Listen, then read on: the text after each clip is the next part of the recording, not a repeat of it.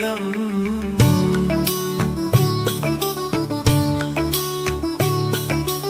உங்களின் நலம் தேசத்தின் பலம் உங்களின்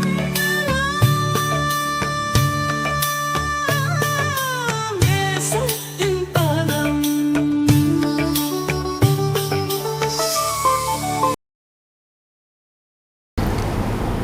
வணக்கம். இன்று மட்டக்களப்பு போதனா வைத்தியசாலையின் மற்றுமோர் உங்கள் பலம் தேசத்தின் நலம் நிகழ்ச்சியில் நேர்காணலில் உங்களை அனைவரையும் சந்திப்பதில் மிக்க மகிழ்ச்சி. இன்று எங்களுடன் நேர்காணலில் கலந்துரையாட வந்திருக்கின்றார் பிளாஸ்டிக் அறுவை சிகிச்சை நிபுணரான டாக்டர் கே இளஞ்செழிய பல்லவன் அவர்கள். வணக்கம் டாக்டர். வணக்கம் சஞ்சீவன். உங்கள் பலம் தேசத்தின் நலன் நிகழ்ச்சியூடாக உங்கள் அனைவரையும் சந்திப்பதில் மிகுந்த மகிழ்ச்சி அடைகிறேன். ஆம் டாக்டர், நீங்கள் இப்பொழுது மட்டக்களப்பு போதனா வைத்தியசாலையில் சில காலமாக அளப்பெரிய சேவை ஆற்றிக் கொண்டிருக்கின்றீர்கள். உங்களது அனுபவத்தில் எங்களது பகுதி மக்கள், கிழக்கு மாகாண மக்கள் சந்திக்கும் பிரச்சனைகள் என்ன? அதாவது சத்திர சிகிச்சை பிளாஸ்டிக் அறுவை சத்திர சிகிச்சை சம்பந்தமான பிரச்சனைகள், மக்கள் சந்திக்கும் பிரச்சனைகள் என்ன? அவற்றுக்கான பிளாஸ்டிக் அறுவை சிகிச்சை செய்வதற்கு எமது மட்டக்களப்பு போதனா வைத்தியசாலையில் போதிய வசதிகள் உள்ளனவா? இதை பற்றி கொஞ்சம் குறிப்பிட முடியுமா? பிளாஸ்டிக் சத்திர சிகிச்சை என்பது ஒரு புதினமான ஒரு ஆபரேஷன் இல்லை. இதுவும் சாதாரண பொதுவான சத்திர சிகிச்சை முறைகள் தான். அவற்றை மிகவும் நுணுக்கமாக கவனமாக செய்கிறது தான் செய்ய வேணுமே தவிர அதற்கண்டு ஐஃபையான ஆயுதங்களோ அதுக்குரிய கருவிகள் சாதாரண இதெல்லாம் பாவித்து செய்யக்கூடியதாக இருக்கும். நுணுக்கமாக செய்ய வேண்டிய மைக்ரோசர்ஜிக்கல் இன்ஸ்ட்ருமெண்ட்ஸ் அதுகளெல்லாம் ஆல்ரெடி நாங்கள் அரசாங்கத்தால் இங்கே வழங்கப்பட்டிருக்கிறதால ஏற்கனவே இருந்த பிளாஸ்டிக் சத்திர சிகிச்சை நிபுணர்கள் பேசிக்காக என்னென்ன தேவையோ அவற்றை ஆல்ரெடி அரேஞ்ச் பண்ணி வச்சிருக்கிறதால எங்களுக்கு ஒரு ஸ்டாண்டர்ட் பிளாஸ்டிக் சத்திர சிகிச்சையை எந்த விதமான பிரச்சனையுமின்றி இங்கே எங்களுக்கு செய்யக்கூடிய இருக்குது. தற்பொழுது நாங்கள் ஃபுல் ரேஞ்ச் பிளாஸ்டிக் சத்திர சிகிச்சைகள் அனைத்தையும் மட்டக்களப்பு போதனா வைத்தியசாலையிலேயே செய்கின்றோம். எந்த விதமான பிளாஸ்டிக் சத்திர சேவைகளுக்காகவும் எங்களது மாகாணத்திலிருந்து வெளியில் நாங்கள் அதாவது கொழும்புக்கோ எங்கேயோ டிரான்ஸ்ஃபர் செய்வதில்லை. அதே நேரத்தில் வேறு மாகாணங்களில் இருந்து இப்போ எங்களோட மாகாணத்துக்கு அதாவது அம்பாறை, அங்கால உணராகலை போன்ற இடங்கள், புலனர்வு போன்ற திருங்கோ எல்லா இடங்களிலிருந்து இந்த சேவையை நாடி மட்டக்களப்பு போதனா வைத்தியசாலைக்கு மக்கள் சேவைகளை செல்கிறார்கள். வீதி விபத்துகள், அதாவது ரோட் டிராஃபிக் ஆக்சிடெண்ட் காரணமாக உங்களிடம் பிளாஸ்டிக் அறுவை சிகிச்சைக்கு வரும் நோயாளிகளை தவிர்த்து நீங்கள் குறிப்பிட்ட அடுத்த காரணம் தீக்காயங்கள் காரணமாக நீங்கள் மேற்கொள்ளும் பிளாஸ்டிக் அறுவை சிகிச்சை. இது பற்றி சற்று விளக்கமாக எங்களுக்கு குறிப்பிட முடியுமா? எங்கள் மக்களுக்கு இது பற்றிய தெளிவான ஒரு விழிப்புணர்வு இது எதனால் ஏற்படுகின்றது, அதற்கு நீங்கள் மேற்கொள்ள வேண்டிய இங்கு மட்டக்களப்பு போதனா வைத்தியசாலையில் மேற்கொள்ள வேண்டிய சத்திர சிகிச்சைக்கான வசதிகள் போதுமான அளவு இருக்கின்றதா? இது பற்றி எங்களுக்கு சற்று குறிப்பிட முடியுமா? தீக்காயங்கள் என்பது உண்மையிலேயே ஒரு மனிதனுடைய வாழ்வை ஒரு நொடிப்பொழுதில் அப்படியே தலைகீழாக புரட்டி போடக்கூடிய மிகவும் பாரதூரமான ஒரு பிரச்சனை. துரதிர்ஷ்டவசமாக எமது பிரதேசத்தில் இத்தகைய விபத்துக்கள் அதிக அளவில் நடைபெற்று வருகிறது. அவற்றுக்கான சிகிச்சை வழங்குவதில் நாங்கள் மிகுந்த சிரமங்களை எதிர்நோக்குகின்றோம். ஏனெனில் முதலாவதாக இந்த தீக்காயம் என்றால் என்ன என்றதை பார்ப்போம். தீக்காயம் என்று சொல்கிறது வெறுமனே தீச்சுவாலைகளால், அதாவது நெருப்பு சுட்டு வாரது மட்டும் இல்லாமல் இந்த ஹொட் லிக்யூட்ஸ், அதாவது கொதிக்கும் திரவங்களான எண்ணெய், கொதிநீர், டீ, கறி மற்றும் அசிட்டை அடிக்கிறது, அது பார்த்துருப்பீங்க. அசிட் அல்லது அல்கலி போன்ற கொரோசிவ்ஸால் வரலாம், அல்லது மின்னல் தாக்கம் ஏற்பட்டு வரலாம், அல்லது எலக்ட்ரிக்யூஷன், அதாவது கரண்ட் அடித்து அப்படி வாரது. இவை எல்லாமே தீக்காயங்களுக்குள்ள அடங்கும். அதே நேரம் மண்ணெண்ணெயை தங்களுக்கு மேலேயே ஊற்றி தங்களையே தீட்டி கொள்கிற சூசைடல் பேர்ன்ஸ், ஹோமிசைடல் பேர்ன்ஸ், இதுகளும் தீக்காயங்களுக்குள்ள அடங்கும். இதில் ஒரு முக்கியமான விஷயம், இந்த தீக்காயங்களை தவிர்த்து கொள்வது புத்திசாலித்தனமானது. அதற்கான ப்ரிகாஷன்ஸை நாங்கள் வீட்டில் எடுக்கிறோம். அதே நேரம் ஒரு மனிதனுக்கு தீக்காயம் ஏற்படுவது ஒரு வாழ்நாளில் ஒவ்வொரு மனிதனும் அவருக்கு என்ன வருத்தம் வராமலும் இருக்கலாம். நான் நினைக்கையில் தீக்காயம் படாமல் இருக்கிற ஆக்கள் யாரும் எங்களுக்குள்ள இருப்பினவன். அதாவது ஒரு அயன் பாக்ஸ் சுட்டதோ அல்லது டீ வாயை சுட்டதோ அல்லது ஊதுவத்தியோ கற்பூரம் கொளுத்தி சில பேர் தீ மிதிச்சியாக்கள் இப்படியெல்லாம் வருகினா. ஆகவே ஒரு மனிதன் வாழ்க்கையில் தீக்காயம் என்றது ஏற்படாமல் விடாது. அதே தீக்காயம் ஒரு மனிதனுக்கு ஒரு விதத்தில் பாதிக்கும், இன்னொரு மனிதனுக்கு இன்னொரு விதத்தில் பாதிக்கும். ஏனென்றால் அதற்கு வழங்கப்படும் முதலுதவி, அதற்கு வழங்கப்படும் சிகிச்சையை பொறுத்து அவருடைய அவுட்கம் டிட்டர்மின் பண்ணப்படும். இப்போ துரதிருஷ்டவசமாக உலகத்தில் நடக்கிற தீக்காயங்களில் 95% அபிவிருத்தி அடைந்த அல்லது 3ஆம் உலக நாடுகளில் தான் அந்த தீக்காயங்கள் நடைபெறுகிறது. அந்த கூடுதலான அளவு தீக்காயங்களை எதிர்நோக்கிற ஆட்களுக்குள்ள நாங்கள் எங்களோட நாடும் இருக்கிறது. இங்கே ஏற்படுற தீக்காயங்களுக்கு வழங்கப்படும் சிகிச்சைகள் இந்த ஸ்டாண்டர்ட் சரியான ஒரு குறைந்த அளவிலேயே கிடைக்கிறது. ஏனென்றால் உண்மையில் தீக்காயங்களுக்கென்று ஸ்பெஷலாக ட்ரைனிங் எடுத்து அதுக்கென்று ட்ரீட் பண்ணுற ஆட்கள் மிகவும் குறைவு.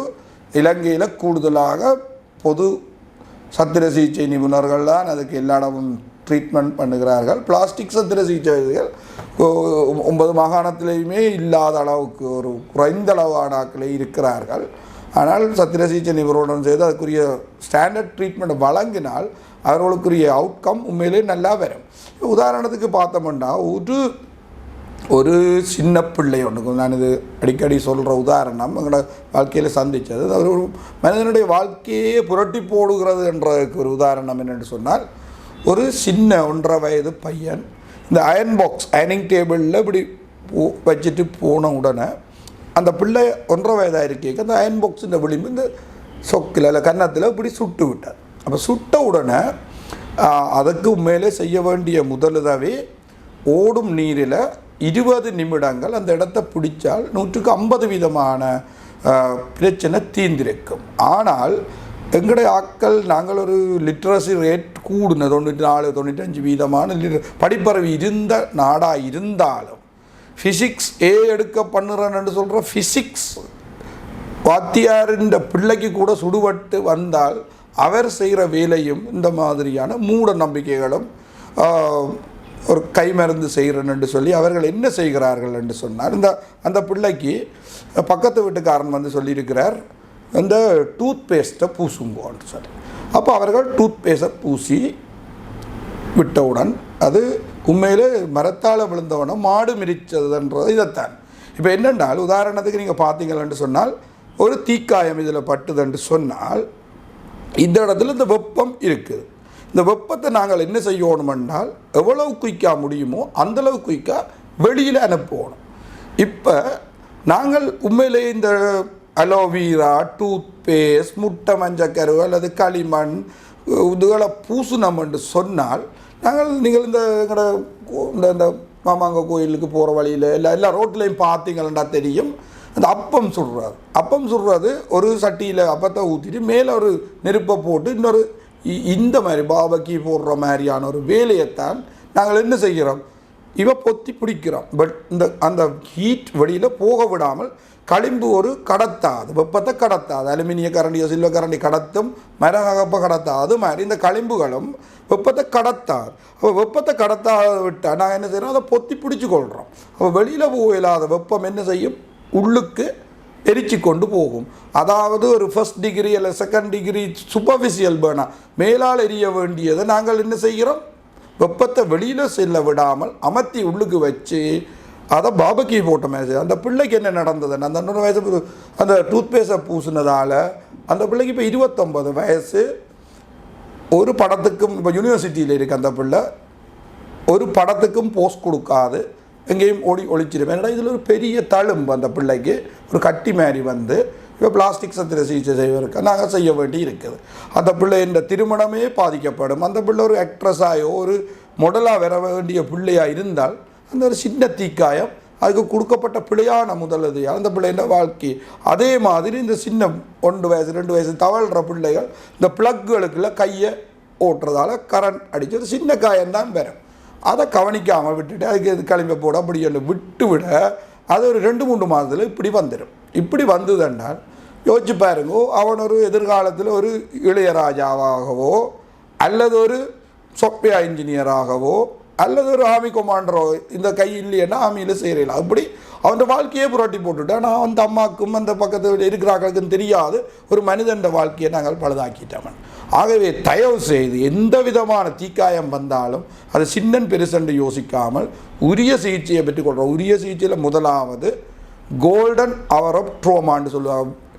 ஒரு விபத்து ஏற்பட்டு முதல் 1 மணித்தியாலத்துக்குள்ள கொடுக்குற சிகிச்சையை பொறுத்து தான் அவனுடைய ரெஸ்ட் ஆஃப் த லைஃப் எதிர்காலம் தங்கி இருக்கிறது. ஆகவே இந்த இது இவ்வளவு பிசிக்ஸை எடுத்த டாக்டர்ஸ் டீச்சர்ஸ் எல்லாருமே இதை பிள்ளையாகத்தான் செய்கிறார்கள். தயவு செய்து நான் இந்த கொடுக்குற பேட்டியில் இதை மட்டும் நீங்கள் எல்லாரும் நினைச்சாலே காணும். எந்த காயம்பட்டாலும் வெப்பம் இருக்கிறது, அந்த வெப்பம் அந்த இடத்தை கருக்குகிறது. அதை எவ்வளோ குயிக்காக வெளியில் விடுறோமோ அவ்வளோ நல்லம்.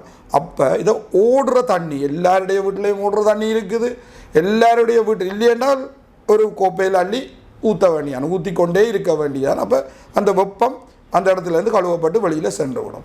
ஓடுற தண்ணியில் 20 நிமிஷம் மணிக்கூட்டை போட்டு 20 நிமிஷம் அதில் பிடிச்சி கொண்டிருந்துட்டு அதுக்கு பிறகு நாங்கள் இப்போ கிழக்கு மாகாணம் முழுவதும் இருக்கிற எல்லா வைத்தியசாலைகளுக்கும் அங்கே இருக்கிற சர்ஜன்ஸ், அங்கே இருக்கிற டாக்டர்ஸ் எல்லாருக்கும் நாங்கள் ஒர்க் சப்போர்ட் செய்து சொல்லியிருக்கிறோம். முதல் என்ன செய்ய வேண்டும், நீங்கள் உடனடியாக உங்களோட வீட்டிலே வேறு யாரும் செய்யலை, ஹாஸ்பிட்டலுக்கு கொண்டு போகிறதுக்கெல்லாம் உடனடியாக செய்ய வேண்டியதில்லை. ஓடுற தண்ணியில் 20 நிமிஷம் அந்த இடத்த பிடிச்சிட்டு அதுக்கு பிறகு ஒரு சொப்பின் பேக்காலேயோ இன்னத்தாலேயோ அதை சுற்றி கட்டி கொண்டு பக்கத்தில் இருக்கிற டாக்டர்கிட்ட, எந்த டாக்டர் உங்களோட ப்ரைவேட் டாக்டர் இருந்தாலும் சரி யார்கிட்ட கொண்டு போனாலும் அந்த டாக்டர்ஸ் என்ன செய்வினம், தங்களால் அதுக்கு சிகிச்சை முடிக்குமெண்டா அதை செய்வினம். அது பாரதூரமான பிரச்சனையானது என்று சொன்னால் இப்போ எங்களுடைய வாட்ஸ்அப் நம்பர் எல்லா டாக்டர்ஸுக்கும் நாங்கள் கொடுத்துருக்குறோம்.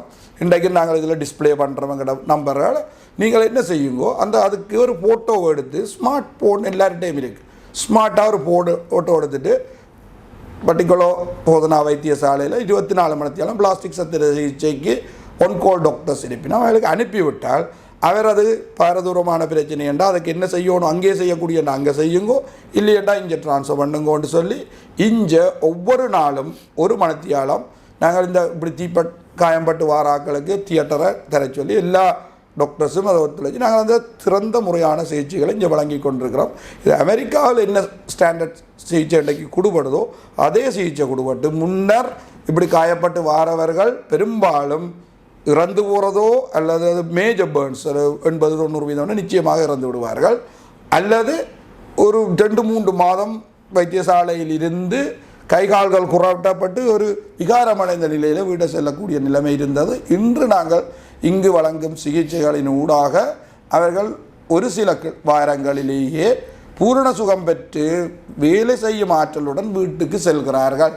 அதற்கான வசதிகள் எங்கள் போதனா வைத்தியசாலையில் இருக்கிறது.